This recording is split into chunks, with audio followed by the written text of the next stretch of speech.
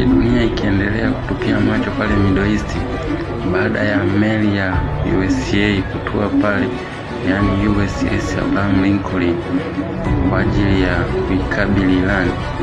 Leo hii Iran imetoka wazi na kutangaza ya kuwa yenyewe itafanya mazoezi ya kivita ambayo itashirikisha mataifa mawili ambayo ni Russia pamoja na China.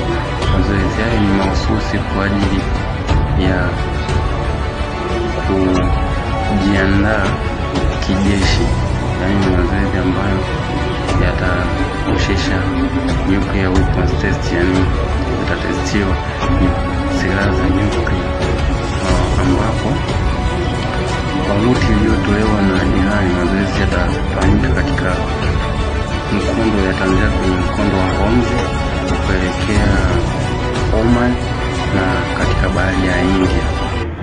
Maana yake ni kwamba China, Russia na Iran vimeungana pamoja kwa ajili ya kufanya mazoezi.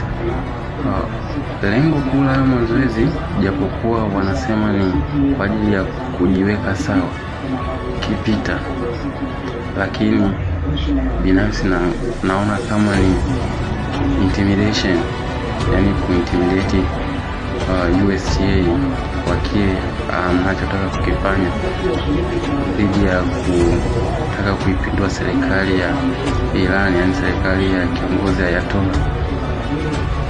Wote tunajiuliza, je, kipi kitakachofuata na ni kipi kinachokusudiwa?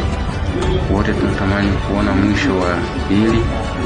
Ngoja tuendelee kufuatilia katika kuyajua mengi. Kuwa nasi The Target, tutakuletea kila habari itakayokuwa inajiri kila wakati pale Middle East, lakini na habari zote za kimataifa zinazohusiana na world international politics. Karibuni sana, asante.